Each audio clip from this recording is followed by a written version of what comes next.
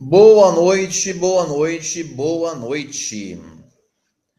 Estamos aqui com a Luciana do Rocio Molon e Graziela Thomsen Giorgi. Muito boa noite. São duas grandes mulheres, são duas grandes brasileiras que está aqui conosco. Duas mulheres incríveis, profissionais, sem igual. A Luciana do Rocio, entre outras coisas, ela é autora do Lendas Curitibanas 1 e 2. Ela é formada em letras, com computação em português e espanhol.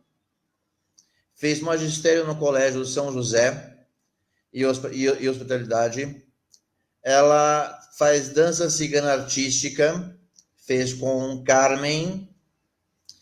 Também fez dança flamenga e salsa com a Lady. Ela é repentista, escritora, bailarina, coreógrafa, blogueira e redatora. Ela é uma grande brasileira. Obrigada, Fernando. Obrigada, Mari. Obrigada a toda a equipe. Agora, deixa eu apresentar agora a Graziela Thomsen Giorgi. Ela é advogada, mediadora certificada em práticas colaborativas pelo Instituto Brasileiro de Práticas Colaborativas, IBPC, mestre em Direito pela Universidade Federal do Rio Grande do Sul, membro da Comissão de Mediação da OAB Rio Grande do Sul, entre outras qualificações. Se eu for falar todas de vocês duas aqui, a gente vai o programa inteiro e vocês não falam. Agora, gente, além de tudo isso, eu vou trazer para vocês uma outra informação. A Luciana e a Graziela, elas são semifinalistas do Prêmio Jabuti com o livro Plenitude da Envelhecência, um coletivo de mulheres fantásticas. E eu queria perguntar primeiro para a Graziela como que é a sensação, o que traz para você, no seu íntimo, no seu pessoal e também no seu profissional, primeiro, ter participado desse projeto tão heterogêneo, tanto em termos de ideologia, visão de mundo. É um projeto que, inclusive, tem uma heterogeneidade demográfica muito grande também. São mulheres de estados diferentes, portanto, culturas diferentes. Como é que foi, em primeiro lugar, lidar com todas essas diferenças? Em segundo lugar, como é que foi você receber a notícia que o livro tinha sido classificado para o Jabuti? E, por último lugar, como é que foi saber que você seria uma das semifinalistas do Jabuti? Sua palavra. Foram essas três perguntas, né? Então, antes de tudo, eu queria dar boa noite a ti, a Luciana, aos nossos ouvintes que estão aqui. E já respondendo, aproveitando o nosso tempo, né, nessa sexta-feira, num tempo de ciclone, que nós estamos aqui no Rio Grande do Sul, respondendo a tua pergunta, eu não tenho nem palavras para dizer a grande satisfação que eu tive da minha querida amiga Corina Ramos ter me convidado para integrar esse projeto. Realmente, assim, foi algo que não esperava que nós fôssemos chegar, né, a 5 finalistas do Prêmio Jabuti, porque havia em torno de quase 5.000 obras ali que foram selecionadas, distribuídas entre as categorias, ficamos na categoria Economia Criativa. Então, realmente, assim, ó, foi até um aprendizado, né, no acreditar quando a Tatiana Seco Fázio, que fez a inscrição no prêmio, foi, então, assim, um aprendizado para mim, né, de que acreditar e que é possível, mesmo nós não tendo editoras, sendo uma obra que foi do início ao fim realizada por nós, né, sem ter esse apoio, que as outras obras que estavam concorrendo ao prêmio, todas já tinham a sua editora, né? Então, foi algo bem desafiador, mas foi incrível. E também, assim, que eu fico pensando, depois, principalmente da pandemia, essa possibilidade que a gente tem de ter um Zoom, de ter esses outros meios de comunicação, que não só a convivência presencial, mas também esses outros canais, o WhatsApp, né, as plataformas que estão aí, isso nos aproximou muito, né? Então, isso acho que trouxe, assim, algo que, um propósito mesmo de todos nós estarmos trabalhando em relação a esse tema, né? Cada um com a sua expertise, cada um olhando pelas suas lentes.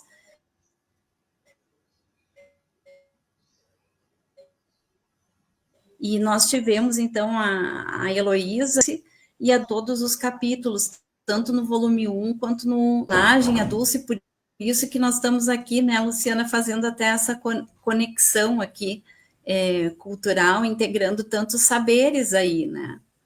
Não sei se respondi as perguntas, Fernando.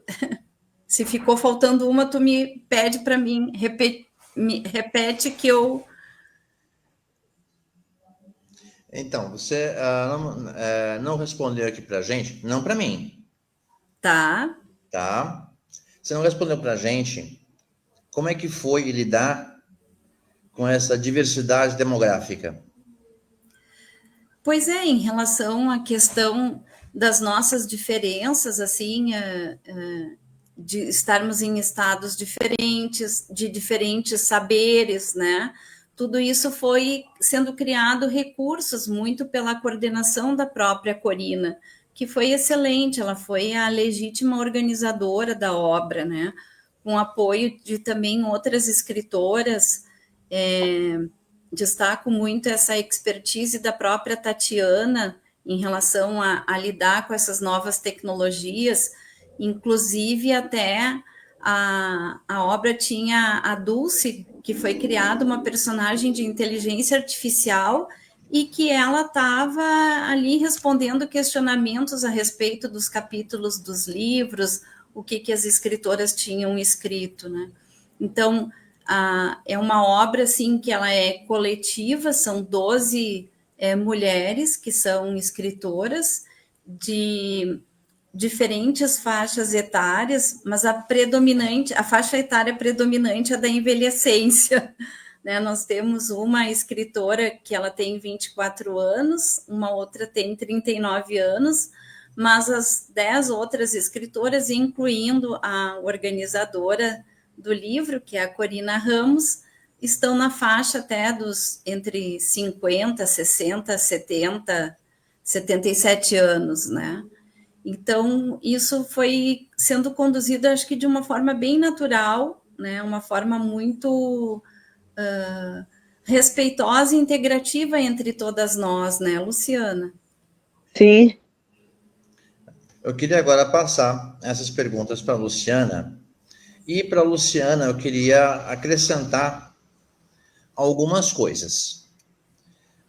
Luciana, além de tudo isso que eu perguntei para a Graziella, eu queria te perguntar assim, de toda a tua expertise, de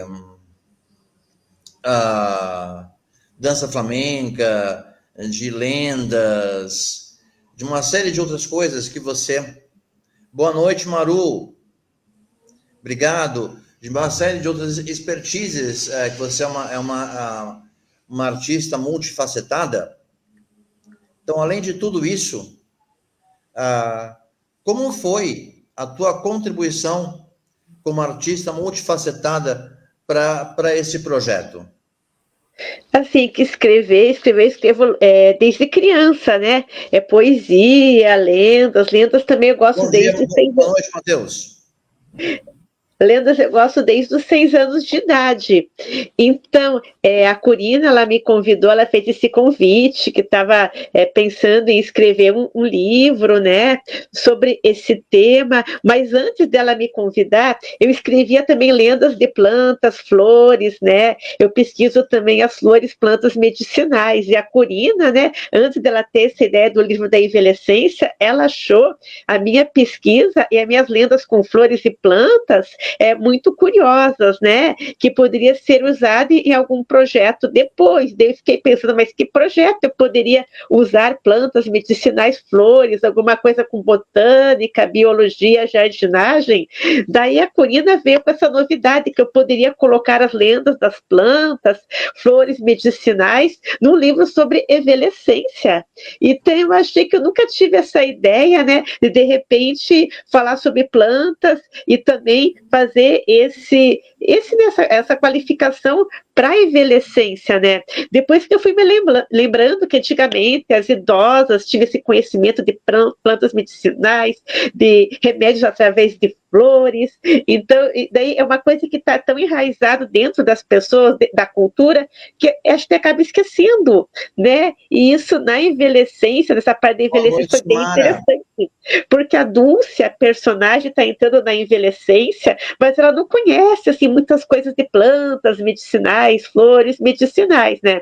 E quando eu faço o papel da escritora que fala lendas sobre essas plantas, e a Dulce é uma personagem que ela está assim, ela está na menopausa, ela acabou de ficar viúva, foi obrigada a mudar de cidade, está sem os filhos perto, então ela precisa de amigas, né? E ela precisa também de um remédio, mas não um remédio artificial, um remédio homeopático, que tem amor, carinho, terra, o remédio natural que as plantas e flores podem oferecer. Então eu estou no jardim conversando com as plantas, né? De repente a Dulce entra e eu começo a conversar com a Dulce, a personagem, falando de lendas de plantas, a importância de flores, que existem flores medicinais. Então foi uma experiência muito importante. E com relação às diversas culturas, que são 12 escritoras, de várias partes, né, do país, inclusive acho que tem uma que está na Europa, não sei se é Portugal, né?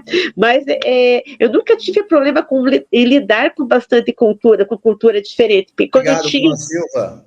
Bruna Silva falando aqui, de boa noite 11 a para todos. 12 anos, né? O programa é maravilhoso.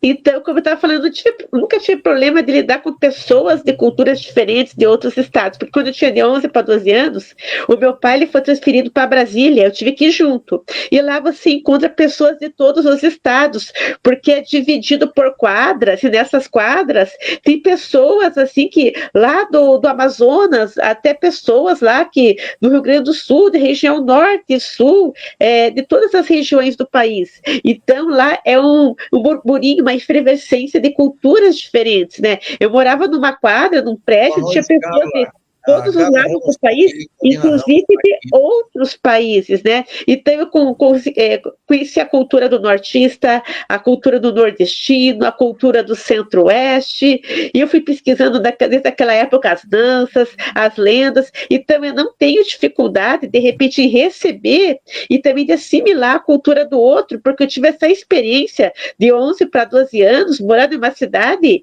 que existiam pessoas, né, de todas as partes do país, e até pessoas de outros lugares, de outros países também, né, pessoas internacionais. Então eu tive esse privilégio, né, daí tive que voltar lá pelos 14 anos, voltei aqui para o sul, mas a parte que daí foi de 86 a 88, eu aprendi a lidar com diversas culturas, né? De repente, a ver que a cultura do outro não vai, de repente, acabar com a minha. ela pode ser diferente, mas ela merece ser respeitada. E toda cultura tem algo de bom para passar para as pessoas. Então, eu aprendi o respeito para a cultura dos outros, eu aprendi a pesquisar a cultura dos outros, a respeitar, porque eu tive essa experiência, né? Então, eu tive esse privilégio, né? De 1986 até 1988. Sim.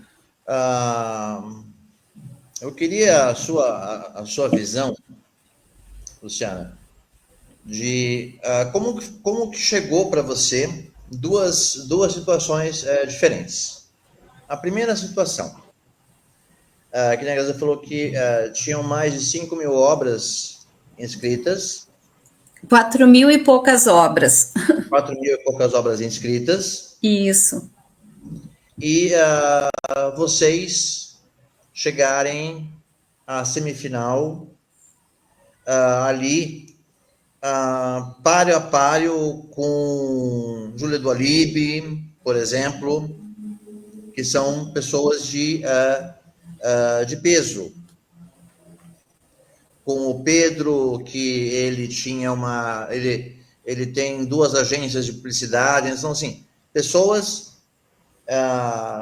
tradicionalmente de peso no mercado. Como é que foi para você, Luciana, primeiro, e como é que foi para você, Graziela, estar ali competindo lado a lado, pau a pau, no mesmo nível, com pessoas de tão alto gabarito? Luciana.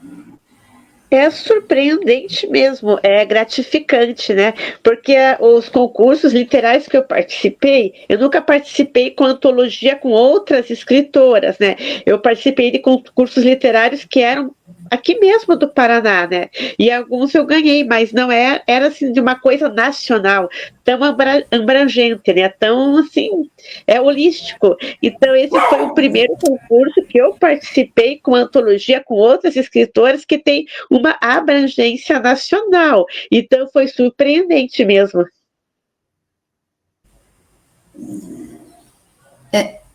No caso, eu também fiquei assim bem impactada, né? E foi uma surpresa isso, porque quando nós escrevemos esse livro, essa obra, nós não escrevemos com o intuito de participar do Prêmio Jabuti. Isso surgiu depois.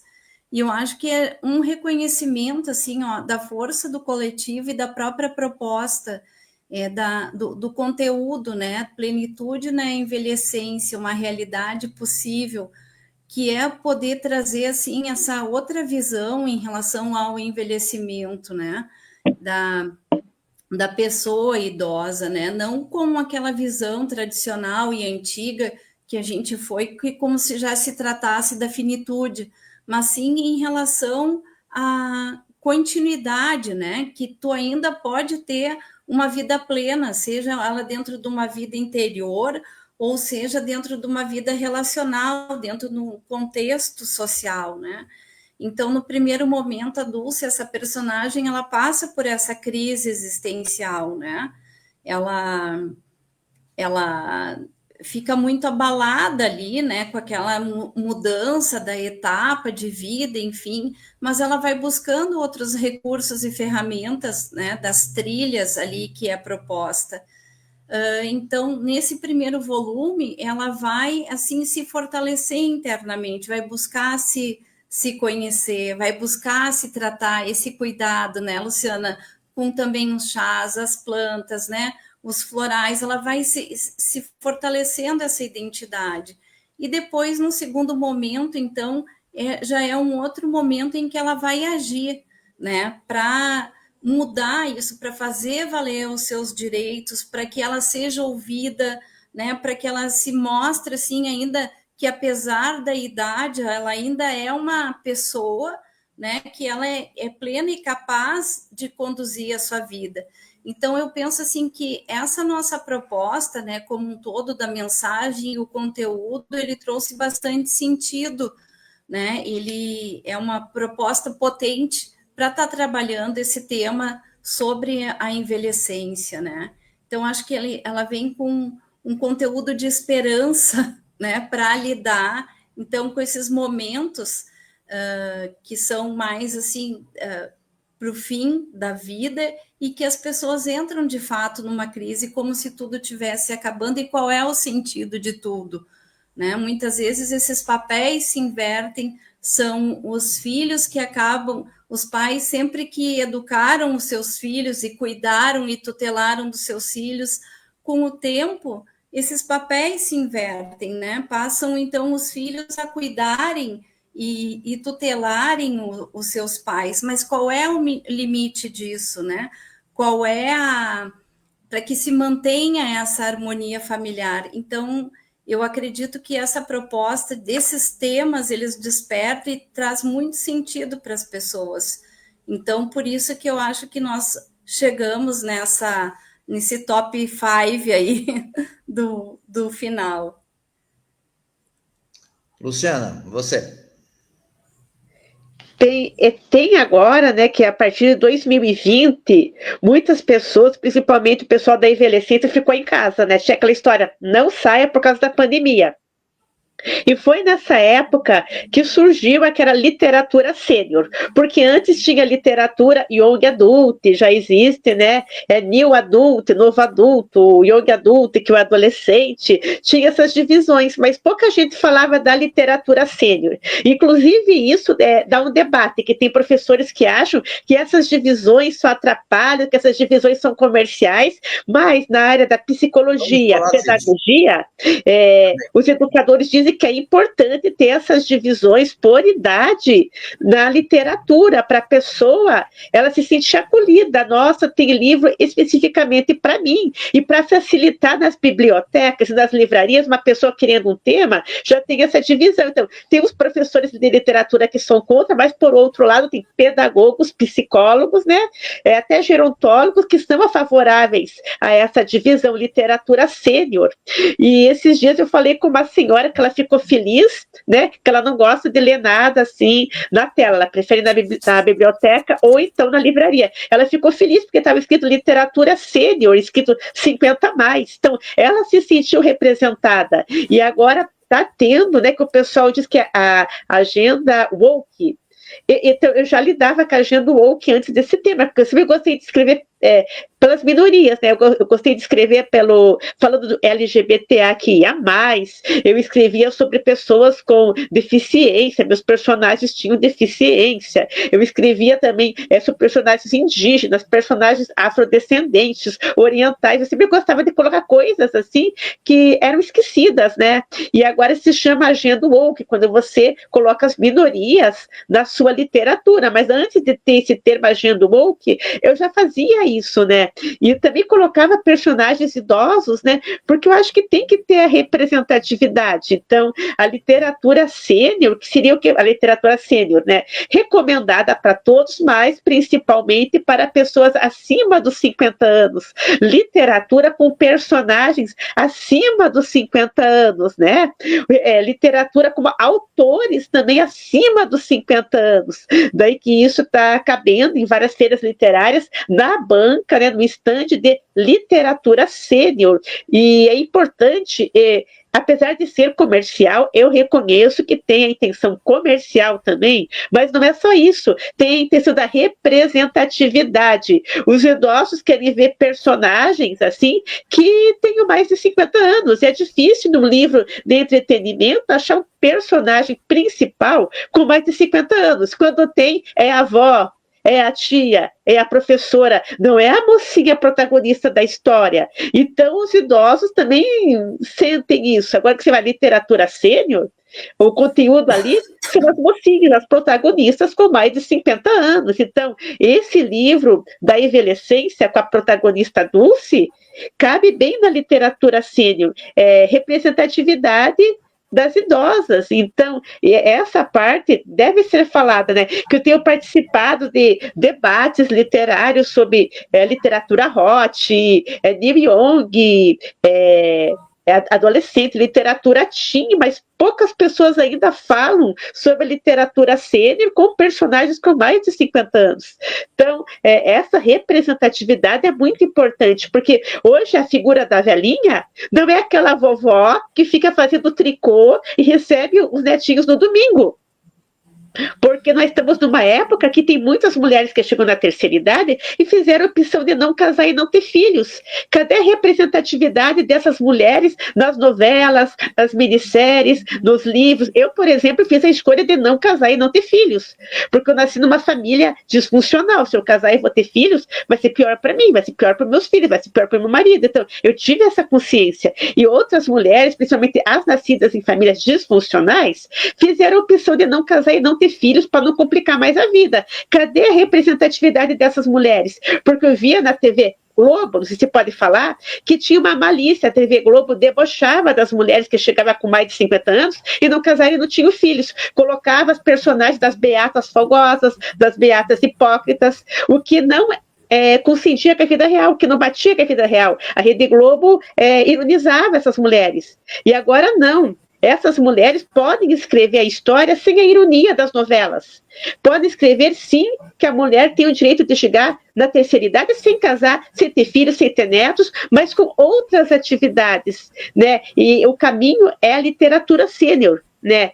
Se as vovós podem ser representadas, podem, tudo bem. Se a idosa que tem netos e quer trabalhar fora ou ficar em casa tem que ser representada? Tem. Mas as idosas com mais de 50 anos que também não quiseram casar e não ter filhos, elas também merecem ser representadas. Então tem tudo essa questão, né? Então literatura sênior está aí para trazer representatividades a todos os tipos de idosos. O avô, o idoso que não quis casar, o idoso que continuou trabalhando, o idoso que perdeu toda a família e ficou só no mundo. Então aí está a literatura sênior, aí que está a importância desse tipo de literatura. Antes de passar para a Gazela, eu vou ler aqui alguns comentários. A Corina Ramos disse: um tema atual no mundo para lutar contra o preconceito do etarismo.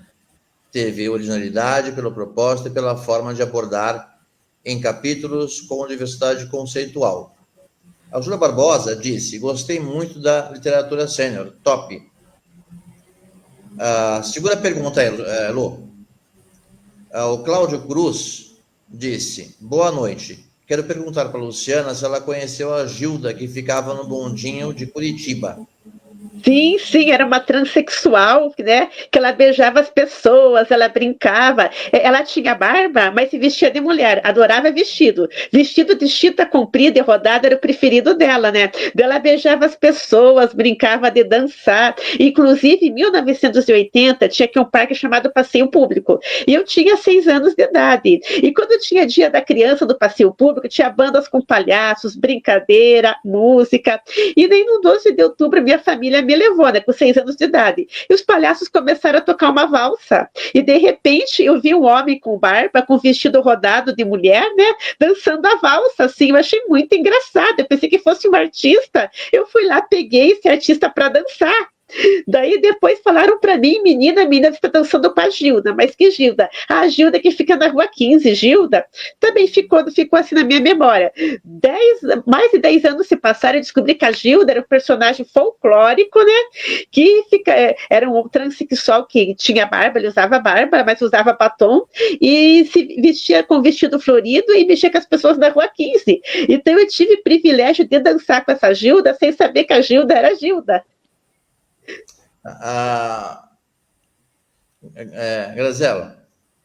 Não, assim, ouvindo a Luciana, né, sobre tudo que ela, ao longo da vida, foi escrevendo, né, sobre essa diversidade LGBTQIA+, né, isso tudo me mostra que há uma necessidade, um sentimento que a gente sempre busca, que é o pertencimento. A gente sempre quer pertencer, né, se reconhecer, essa oportunidade de inclusão, né, e sermos todos um, que na realidade somos uma humanidade, né?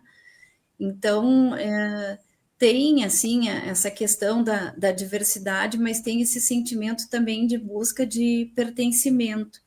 E aí, agora eu estava falando sobre essa literatura sênior, e eu fiquei pensando também não só na literatura, mas também nos filmes. E como nós estamos numa sexta-feira, eu já vou deixar uma dica de filme que vai trazer assim muitas reflexões para a gente pensar até sobre esse tema que nós escrevemos na Plenitude na Envelhecência, né? que é um filme mesmo, não é uma série, chamada 27 Noites, que está na Netflix. Não sei se vocês já tiveram oportunidade de assistir, mas não vou dar spoilers, tá?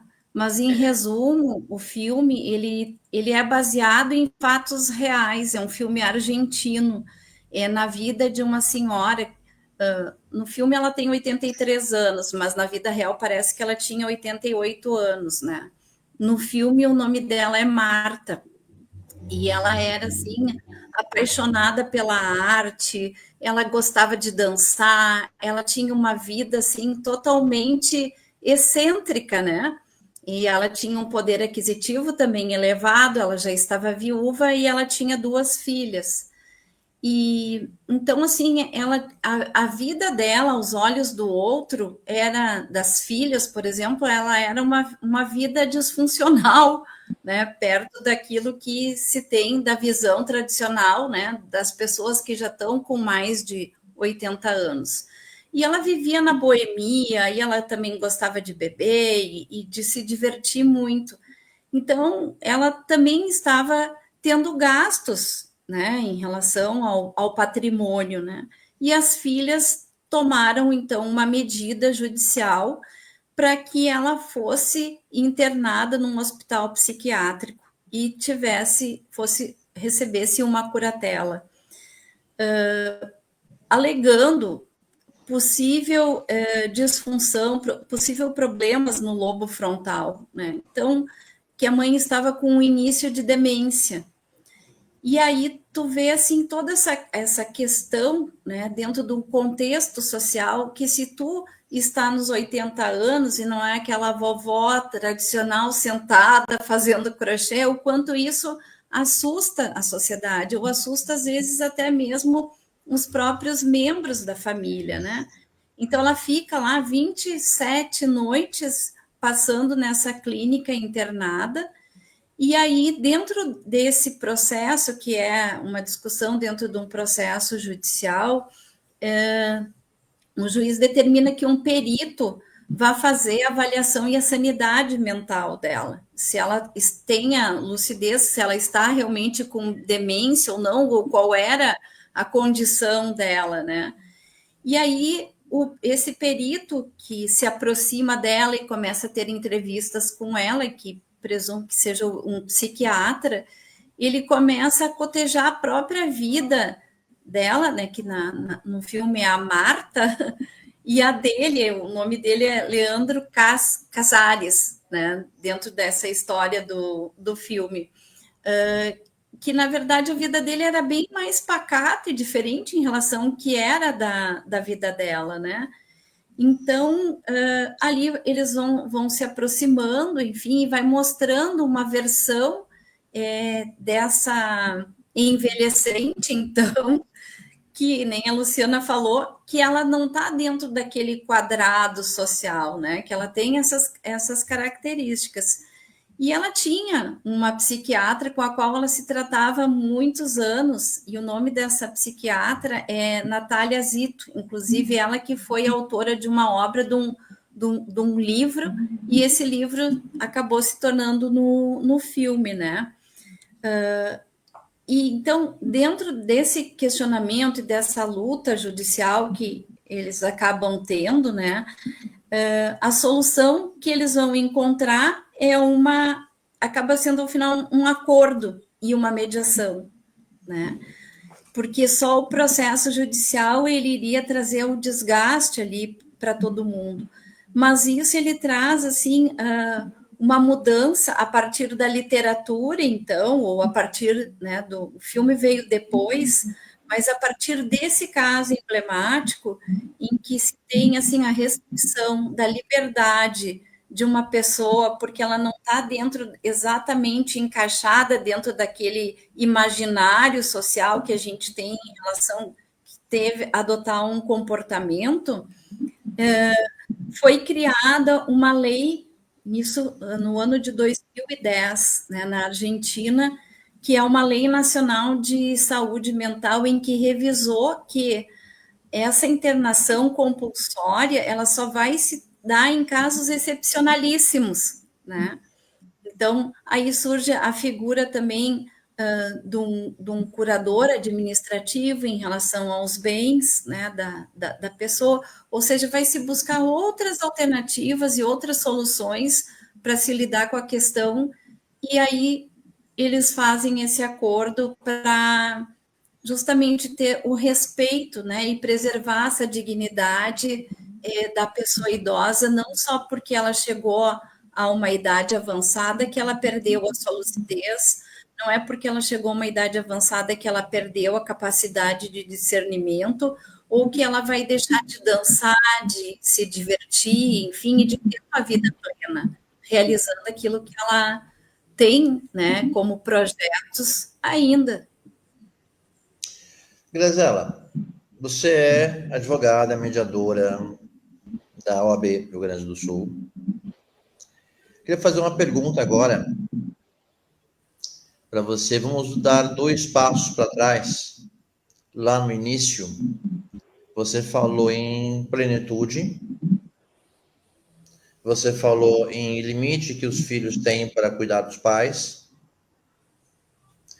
Eu queria que você trouxesse aqui para o nosso público um pouco da sua experiência como advogada, como mediadora, desses 2 temas. A plenitude jurídica para o envelhecente e qual o papel dos filhos, porque sem dúvida tem muitos filhos que estão nos ouvindo. Qual o papel dos filhos junto com para com os pais? Depois eu vou trazer para vocês 2 o comentário do William Godinho. Então, responde a pergunta, por gentileza, Graziela, e espera um pouquinho depois. Por favor. Tá, ok. Não, assim, o direito, ele tem sido muito dinâmico e tem sido alterado, né, para adequar justamente a nossa população brasileira que está envelhecendo, né? Nós temos tido cada vez maior o número de pessoas que já estão nessa fase de serem pessoas mais idosas, né? Então, nós Brasil é um tivemos, país de inclusive... velhos, de envelhecentes, no caso. De envelhecentes, né? Eu gosto porque parece que tira ainda... Tu tem, assim, usando o termo envelhecente, que nem do adolescente. Adolescente, ele está na vida cheio de novas oportunidades, né? Aquele começo que ele vai, né, se estruturar como um adulto, enfim. E também dentro dessa fase, eu acho que isso também continua, né? E que é importante que os envelhecentes, então, cada vez se apoderem mais de si e façam valer as suas vontades. Trago assim como exemplo, no ano passado, quando a gente estava escrevendo o livro, e isso até está no capítulo que eu falo da história de Dulce, né, dos direitos de Dulce na envelhecência, foi uma decisão do STF que julgou inconstitucional um artigo do Código Civil que dizia que as pessoas que fossem maiores de 70 anos eram obrigados a casar no regime da separação total de bens. Então, isso foi modificado, foi considerado um artigo inconstitucional, porque não é pelo fato só que a pessoa chegou aos 70 anos que ela não tem mais discernimento e não é mais capaz de fazer as suas próprias escolhas. Então, hoje, uma pessoa que tem 70 anos, se ela quer casar com a comunhão parcial de bens ou uma comunhão total de bens, enfim, o regime que ela quiser casar, ela vai poder escolher esse regime e vai fazer uma escritura. Então, isso não se dá de forma automática, mas ela pode fazer uma escritura no tabelionato dizendo o regime o qual ela está querendo se casar. Então, o que é essa decisão? Essa decisão ela está trazendo uma autonomia, né, para a pessoa que tenha mais de 70 anos e ter o direito de fazer as suas escolhas. Uma outra mudança que nós tivemos agora não que seja uma mudança, mas uma nova regulamentação, então, que é um provimento do Conselho Nacional de Justiça, que é o número 206 de 2025, saiu agora, meses atrás, que fala sobre a possibilidade da pessoa, enquanto ela está lúcida, isso independe da idade dela, fazer uma escritura pública de autocuratela. E o que ela vai dizer? Ela vai dizer que se, no caso, acontecer de ela ter um aneurisma cerebral, de ela ficar em coma, for atropelada, acontecer algum incidente, né, na sua vida que lhe tire a possibilidade de fazer a sua autodeterminação e fazer escolhas, que ela nomeie e indique quem é a pessoa a qual ela é da sua afetividade, que ela tem confiança, que vai poder, então, gerir, né, fazer as suas escolhas por ela, né?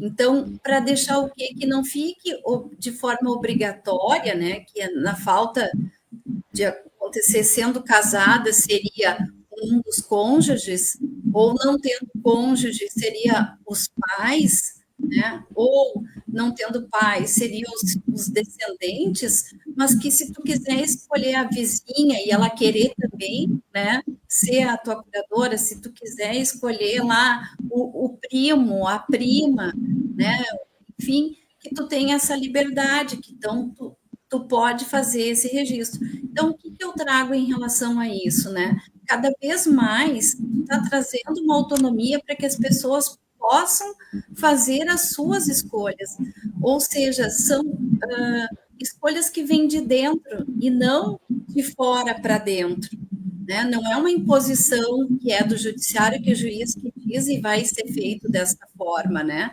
Então, tu tem todo um movimento que está surgindo na própria legislação para ter esse acompanhamento, né?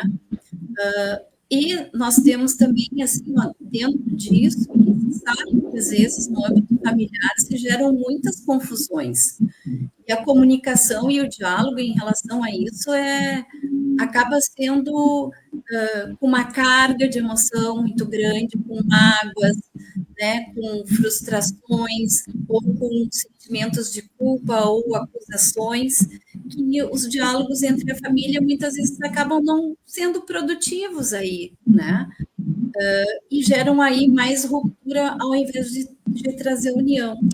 Então, nós temos métodos como a mediação, por exemplo, né, que ela é uma forma não para se chegar a um acordo diretamente, mas sim para restabelecer a comunicação com um mediador ou uma mediadora, enfim, para que ela faça a filtragem dessa carga emocional, desse diálogo, que não está inserido dentro daquela controvérsia, dentro daquele ponto mais distante, e que então estabelece uma ordem, uma organização nessa comunicação e não vai dizer assim, olha, você vai fazer isso, você vai fazer aquele outro, vai resolver dessa forma, não. E as próprias pessoas, a partir deste diálogo, elas vão conversando e vão apresentando soluções de dentro para fora, que elas vão dizendo como que elas gostariam que fosse resolvido determinada questão, determinada situação, né? Então, tenho, por exemplo, assim, dizer assim, eu quando eu envelhecer, eu vou querer ir para uma casa geriátrica, por exemplo. Não, eu não vou querer ficar numa casa geriátrica, eu vou querer ficar sozinha e ter cuidadores, né? Então, essas questões, assim, elas podem ser no documento esse que eu falei, né, da autocuratela, deixar disposto, mas também, uma vez que não foi feito isso, e os filhos ficam brigando em relação aos pais, o que vão fazer com os pais, né, e às vezes tomam decisões que os pais nem são consultados, né, e colocam diretamente numa casa geriátrica, por exemplo, né, ou não, ou às vezes é preciso ser realmente colocado, mas o como fazer isso, como ter essa abordagem, né? Ver possibilidades, escolhas. Olha, nós não temos dinheiro para contratar 4 cuidadores, né, ou 4 enfermeiros para fazer o rodízio ao longo de uma jornada de 24 horas, ou da jornada semanal. Mas nós temos, assim, olha, parentes que são pessoas, olha, o sobrinho, a sobrinha, o neto, que podem se revezar. A família está junto na questão. Sim, decisões tomadas não de uma forma isolada, mas sim decisões tomadas de uma forma coletiva, em que é escutado a própria pessoa, né, que é a idosa ali, e os seus familiares, e um profissional técnico da confiança, seja um médico geriatra, seja um psiquiatra, seja, né, um psicólogo, alguém que seja da relação de confiança da pessoa e que isso possa ser tratado, né, e não meramente discutido, mas que isso possa se chegar numa solução respeitando, né, essa vontade interna e as possibilidades que se tem. Tá certo. Eu vou colocar duas questões agora para a Lu. 2 comentários aqui, comentário da dona Corina e do William Godinho. Primeiro da dona Corina Ramos. Os comportamentos dos mais idosos parecem para a sociedade e muitas vezes para a família precisam ficar dentro das expectativas dos que se julgam produtivos, segundo os padrões normais. Primeira questão.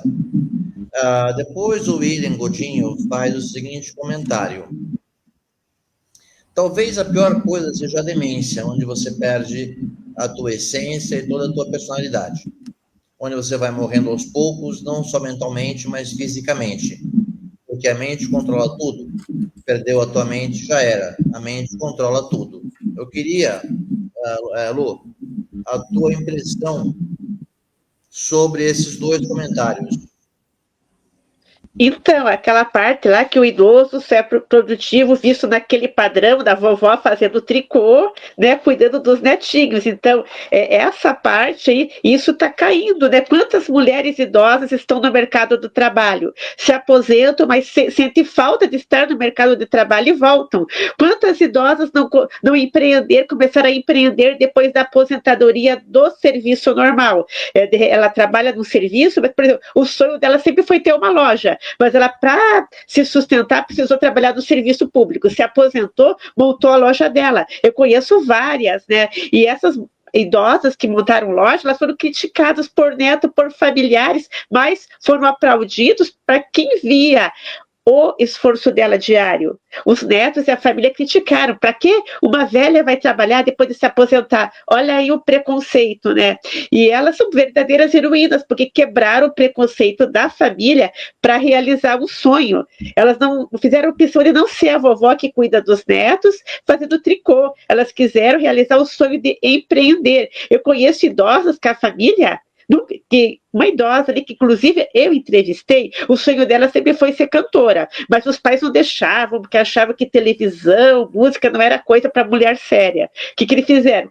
Casaram com o marido escolhido pelos pais, tiveram a profissão de professora primária, profissão escolhida pelos pais, mas ficaram viúvas, se aposentaram como professora e foram ter aula de canto, instrumentos. E eu conheço essas idosas, é mais que uma, são cantoras, né, que fazem sucesso na internet. Inclusive, eu entrevistei uma quando eu tinha um programa aqui na Rádio Jabe Amor e Vida, chamado Cultura com Luciano do Rocio. Eu entrevistei uma senhora de 85 anos que virou cantora depois dos 80 anos. Ela recebeu críticas dos familiares, agora dos amigos, que realmente eram amigos, não. Então, isso é interessante, né? A pessoa estar firme e não deixar se influenciar por pessoas da família que querem toler e fazer aquela figurinha da vovó que faz tricô, almoço de domingo e cuida dos netinhos. Né? Elas quebraram esse padrão limitante. Então, parabéns para elas, né? E é realmente difícil a família entender isso, principalmente uma família considerada tradicional ou família disfuncional, onde um quer mandar na vontade do outro. que é isso que mais tem por aí, né? E eu também vivo uma coisa aqui em casa, minha mãe tem Alzheimer, então é uma coisa muito difícil, casa de repouso é muito cara, não temos condição, então eu não durmo, quer dizer, há mais de 10 anos que eu não durmo, porque eu sempre acordo 2h30 da manhã, eu sou obrigada a acordar para trocar a fralda da minha mãe, porque ela não troca sozinha, né? E meu pai vem, me acorda 2h30 da manhã, eu tenho que trocar a fralda, eu não posso dormir de dia, que eu tenho que fazer serviço de casa, não temos dinheiro para diarista, nem para empregada. Então eu vejo essa barra aqui, que é cuidar de uma pessoa com Alzheimer, só eu e meu pai, então a gente sente isso na pele. E com relação a filmes, tem uns filmes muito interessantes, né, que eu recomendo para as pessoas que estão assistindo, que querem ver filmes onde os personagens são envelhecentes. Eu recomendo Conduzindo Miss Daisy, que é uma senhora que ela quer dirigir, só que ela acaba com problemas, acaba tendo acidente, e o motorista, ele passa na entrevista e vai ser o motorista dessa senhora, só que ela quer ir para os lugares muito diferentes, e eles começam a conversar, e eles ficam amigos. O motorista era super preconceituoso, super assim, com cuidados com ela, com medo que acontecesse alguma coisa, mas nasce uma amizade aí, né, Conduzindo Miss Daisy. E um outro filme para quem tem Alzheimer, que mostra a importância da escrita, da literatura, é Diário de uma Paixão, né, que ela está com Alzheimer, toda vez que ela acorda, ela não lembra que casou com aquele homem, e ele leu o diário que ela escrevia quando estava apaixonada por ele. Então o nome do filme é Diário de uma Paixão. E tem um que vocês vão achar engraçado, mas para entender a envelhecência é importante, é o Dom Juan de Marco. O Dom Juan de Marco é aquele garanhão, conquistador que usa as mulheres, ele vai para o psiquiatra para tratar isso. Só que o psiquiatra, ele acha que está idoso e não tem a vida conjugal boa com a esposa, que ele acha que está idoso, não pode agradar a esposa, não pode se apaixonar novamente. E através da terapia que o Dom Juan de Marco faz com ele volta a amar a esposa novamente. Ele vê que, porque ele está idoso, a vida não acabou, né? O Dom Juan contando as aventuras dele, e ele, idoso, falando assim, não, ele é jovem, mas o fato de eu estar velho não quer dizer que eu não possa amar minha esposa. E ele retorna à vida conjugal vendo o depoimento do Dom Juan, que está no consultório dele, porque ele é o psicólogo do Dom Juan, e o Dom Juan desabafa com ele. Então, esses filmes são muito interessantes para entender a envelhecência. São filmes considerados de 20, 30 anos atrás, mas que têm essa mensagem sobre o idoso. Certo. Gente, a gente tem 5 minutinhos agora. E como uma jornalista que eu admirava muito, Marília Gabriela, ela falaria agora, nesse instante, no final da entrevista, ela falaria o seguinte: de Graziella para Graziella. O que eu falaria? De você para você. Que eu falaria de mim para mim? Eu não esperava por essa pergunta. Normal, mas isso aqui. Aqui ninguém espera por pergunta nenhuma. Eu vou te dizer assim, ó, que eu acho que esse tema, né, a plenitude da envelhecência, ele precisa ser cada vez mais ampliado, cada vez mais debatido, mais filmes que nem esses que a Luciana, né, trouxe, Conduzindo Miss Daisy. Eu também me lembrei dos filmes do Robert De Niro, que é Um Senhor em Estagiário, Em Guerra com o Vovô, enfim. Eles é a cultura que acaba sendo formada e vai trazendo essa reflexão, né? Então, assim, é o compromisso, sabe, com esse respeito de propiciar essa comunicação e diálogo, esse entendimento das famílias na nossa sociedade, assim, acolhendo, tendo acolhimento daquilo que as pessoas têm dentro de si, né? Esse respeito e serem ouvidas. Então, de mim para mim, assim, seria um reafirmar esse compromisso com essa causa da envelhecência. Está chovendo em São Paulo, não sei se ele está em São Paulo e Curitiba, mas eu fiquei sabendo que no interior de São Paulo está chovendo, e internet não combina com chuva, então a pessoa cai mesmo. Eu posso falar, porque eu tive um programa dessa rádio ano passado, e isso acontecia bastante quando chovia. E aqui em Curitiba, que eu estou, está tendo trovejões, assim, e aí no Rio Grande do Sul, onde você está chovendo também? Não, hoje, durante a tarde, quando eu estava falando com o Fernando, eu disse, meu Deus, eu não sei nem se eu vou ter luz, se eu vou conseguir, porque era uma ventania chuvarada, assim, era um ciclone que passou por aqui, mas nesse horário ele já abrandou, então já passamos, digamos, a fase mais crítica. Que está começando a trovejar. Na região metropolitana em Porto Alegre, né? Qual cidade que você está mesmo? Eu estou em Porto Alegre. Porto Alegre. Estás em Curitiba, Luciana? Aqui em Curitiba está trovejando. Eu acho que o nosso colega, assim, o apresentador, está no interior de São Paulo. E eu sempre vejo a meteorologista do interior de São Paulo estava chovendo, pelo menos quando eu entrei aqui. Eu não sei se é São José dos Campos que ele está, ou Campinas, eu não lembro qual cidade. Mas no interior de São Paulo e ABC Paulista está chovendo, porque antes de entrar aqui no programa, eu sempre vejo as previsões, né, das cidades onde os colegas estão. Então, ele está voltando. Está chovendo aí, apresentador. Eu não sei porque caiu a internet. Mas caiu de vocês também ou não? Não. Olha, aqui também se trovejou um pouco. Falta tá a Luciana falar de Luciana para... Olha, eu estou com os probleminhas aqui em casa. Luciana para Luciana. Mas essa reflexão da envelhecendo é interessante, porque eu também não sabia que ia passar por tanta experiência, que a mãe com problemas com a velhice, eu também não sabia. Então, apesar de eu ter feito um curso de cuidador de idoso, isso foi no ano de 2009, esse é um assunto que é muito importante, eu tenho que atender agora ali. Diga, pai. Vou pegar aqui.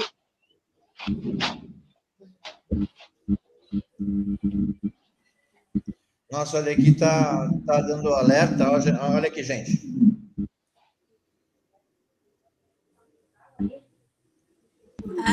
Do temporal, do tempo severo. Tá chegando aqui.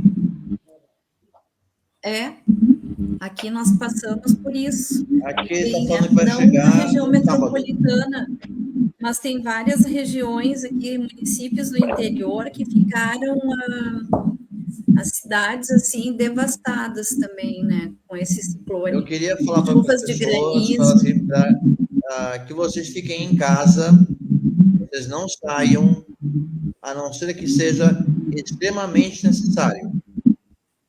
Tá bom, pessoal? Lu, continue. Isso, eu não estava preparada para, de repente, ter uma mãe com Alzheimer. Eu não, apesar de ter feito curso de cuidador de idoso, saber que essas coisas existiam, eu não estava preparada, né? Isso foi uma falha minha. E conflito com algumas pessoas na minha família, eu nunca pensei que ia ter, eu estou tendo agora, está sendo difícil de resolver.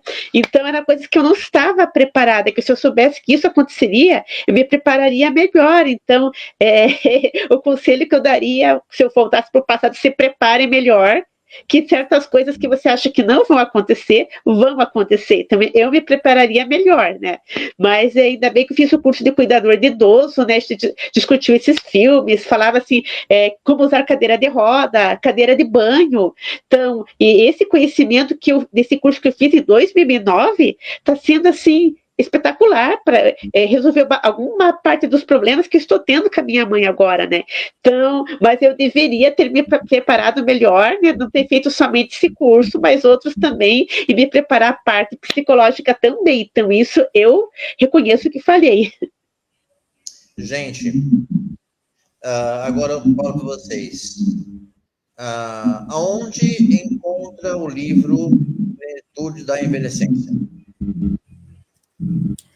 Ele está à venda na plataforma da Amazon. Então, pessoal, vão lá na Amazon, procurar por Plenitude da Envelhecência.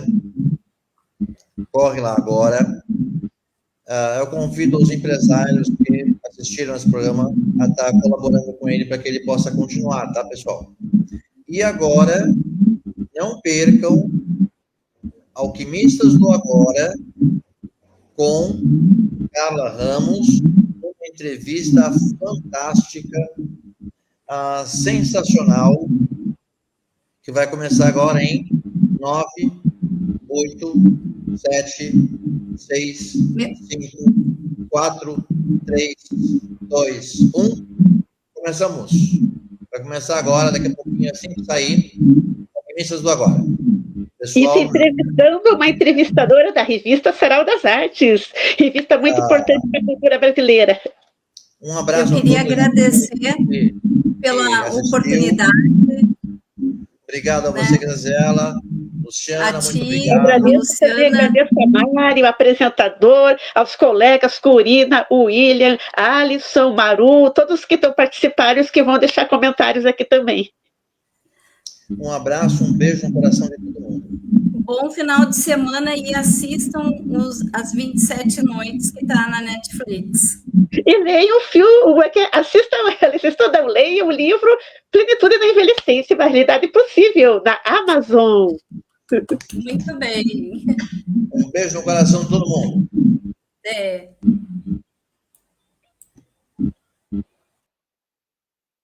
Como é que eu saio daqui? Oi, como é que eu saio? Como é que eu saio?